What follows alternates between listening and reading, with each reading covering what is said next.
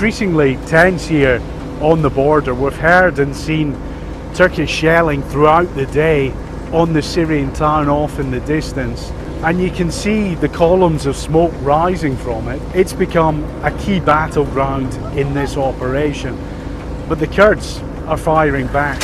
We've seen shells fired into Turkey.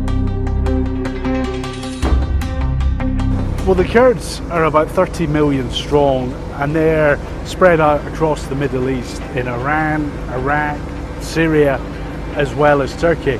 And the one thing many of them have wanted is their own state, but that's something they've never achieved. In Syria, it's been Kurdish fighters who've led the fight against the Islamic State group. And now with America's decision, those men feel betrayed. Well, Turkey sees the Kurdish fighters in Syria as terrorists.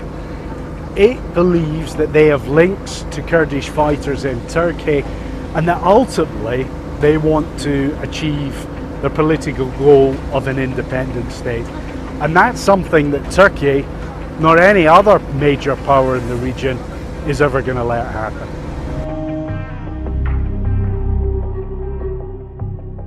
Well, the US had American troops embedded with Kurdish forces, and they were fighting the Islamic State together. Now, Donald Trump has decided to pull American forces out of those units. The Kurds are fighting for their land, just so you understand. They're fighting for their land. And as somebody wrote in a very, very powerful article today, they didn't help us in the Second World War. They didn't help us with Normandy, as an example. They mentioned names of different battles. They were there, but they're there to help us with their land. And with no Americans there, Turkey felt free to attack. And what it wants to do is push the Kurdish fighters up to 20 miles, 30 kilometers away from the border. Well, the big fear is that Islamic State group could stage a comeback in northern Syria.